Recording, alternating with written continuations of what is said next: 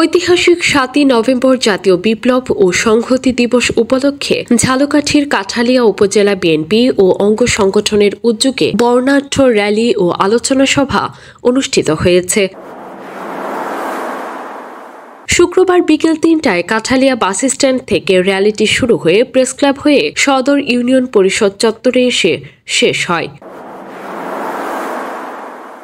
Rally শেষে অনুষ্ঠিত আলোচনা সভায় প্রধান অতিথি ছিলেন সাবেক কেন্দ্রীয় ছাত্রনেতা জননেতা গোলাম আজম সৈকত। শহীদ রাষ্ট্রপতি জিয়াউর রহমান যদি স্বাধীনতার ঘোষণা না দিতেন তাহলে আমরা আজ স্বাধীন বাংলাদেশ পেতাম না। আগামী নির্বাচনে ধানের শীষে রাজাপুর কাঠালিয়া ঝালকাঠি ১ আসনে যাকে মনোনয়ন দেয়া হবে আমরা ঐক্যবদ্ধভাবে তাকে বিপুল ভোটে জয়যুক্ত করব। শহীদ রাষ্ট্রপতি জিয়াউর রহমান বীরউত্তম আজকে যদি জন্ম না নিতে এই দেশে, আজকে তিনি যদি স্বাধীনতা ঘোষণা না করতেন তাহলে কিন্তু আমরা এই বাংলাদেশ পেতাম না। তিনি আরো বলেন, আগামীর রাষ্ট্রনায়ক তারেক রহমানের নির্দেশনাতেই কাঠালিয়া বিএনপি চলবে।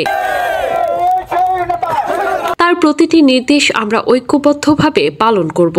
সভা শেষে দলের নেতাকর্মীরা আগামী নির্বাচনে ধানের শীষের পক্ষে কাজ করার অঙ্গীকার ব্যক্ত করেন। ঝালকাঠি থেকে মোহাম্মদ মাহিন খান, দিগন্ত টিভি।